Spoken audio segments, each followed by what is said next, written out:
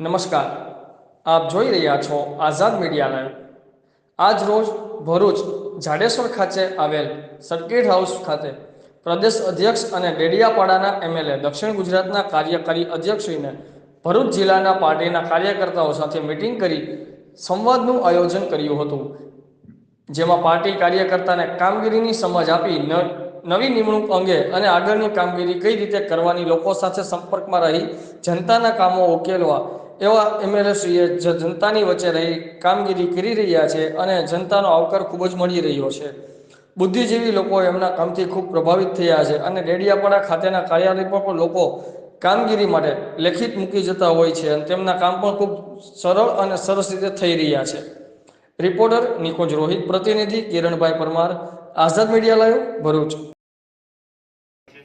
મને પણ એમણે ઘણી ટોકર કરી હતી કે શેખરભાઈ ભરૂચમાં તમે કંઈ બનાવતા નથી, બધું બનાવી શકે।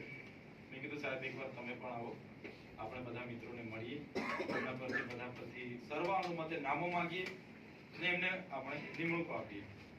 કેમ કે ભૂતકાળમાં ઉતાવળમાં જે પણ આવ્યા, તમે હોય અમે હોય બીજી પાર્ટીઓમાંથી ઘણા પણ આવતા હતા, જેવા એવા એમને સારું લગાડવા, મને પણ એક સારું લગાડવા માટે ઉપાધ્યક્ષનો હોદ્દો આપી દીધો હતો।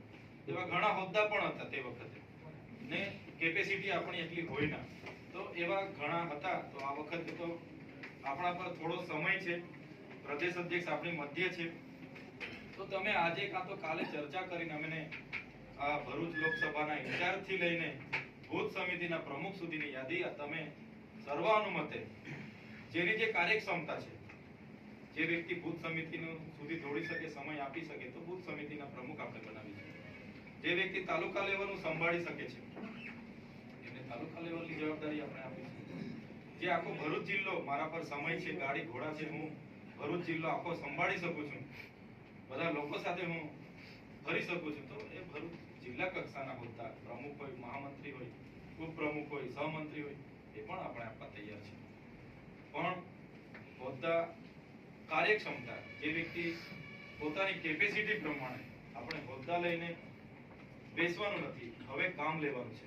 આપણે અત્યારથી લાગીશું। ગઈ વખતે ચૂંટણી હતી ને શરૂઆતમાં આપણા પર એટલો સમય નહોતો, વિસ્તાર નવો હતો, બધા આપણને સમયના અભાવે પરિણામ ધાર્યું નથી મળ્યું, પણ આ વખતે 5 વર્ષ બધી ચૂંટણીઓ લડવાના છે। આપણો ગોલ 2027 નો રહેશે, ત્યારે 5 વર્ષને ધ્યાને રાખીને આજથી લાગીશું તો ઘણા પંચાયતોમાં પણ આપણામાંથી ઉમેદવારો હશે, ઘણા તાલુકા જિલ્લાઓમાંથી હશે, ઘણા